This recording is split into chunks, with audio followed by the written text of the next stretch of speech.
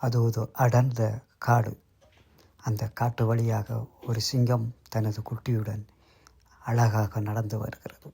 ஒரு ரம்மியமான பொழுதில் இருவரும் தங்கள் பொழுதை கழிப்பதற்காக அந்த காட்டு வழியாக நடந்து வந்து கொண்டிருக்கின்றார்கள்.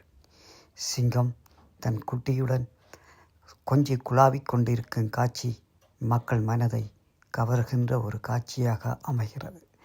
சிங்கக்குட்டி தன் தாயுடன் கொஞ்சி விளையாடு கொண்டிருக்கின்றன. சிங்கத்தின் அழகிய கண்களும் குட்டியின் அழகிய கண்களும் பார்ப்பதற்கு ரம்மியமாக இருக்கிறது. திடீரென இருள் சூழ்கின்றது. மழை மிருகங்கள் சூழ்ந்து வர மழை அங்கே பெய்கிறது. சிங்கக்குட்டி பயந்து ஓடுகிறது. சிங்கக்குட்டியின் பயம் அதன் இரு தாயை பிரித்து செல்வதற்கு வழிவகுத்து விடுகிறது. தாயெங்கே சிங்கமங்கே.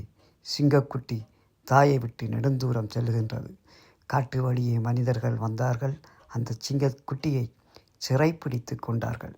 சிங்கக்குட்டியை சிறைப்பிடித்து கொண்டது மட்டுமல்லாமல் அதனை ஒரு காப்பகத்துக்கு கொண்டு செல்கின்றார்கள்.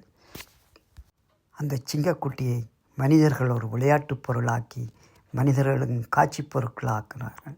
சிங்கக்குட்டியின் சோகம் அவர்களுக்கு புரியவில்லை. அதன் கண்களில் தெரியும் சோகம்.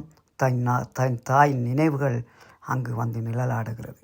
சிங்கக்குட்டி மக்களுக்கு ஒரு காட்சி பொருளாக அங்கு காட்சி அளிக்கிறது.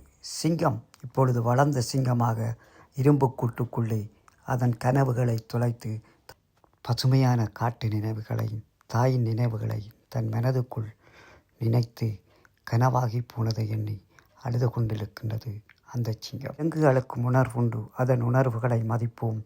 காடுகளை காப்போம். விலங்குகளை பாதுகாப்போம்.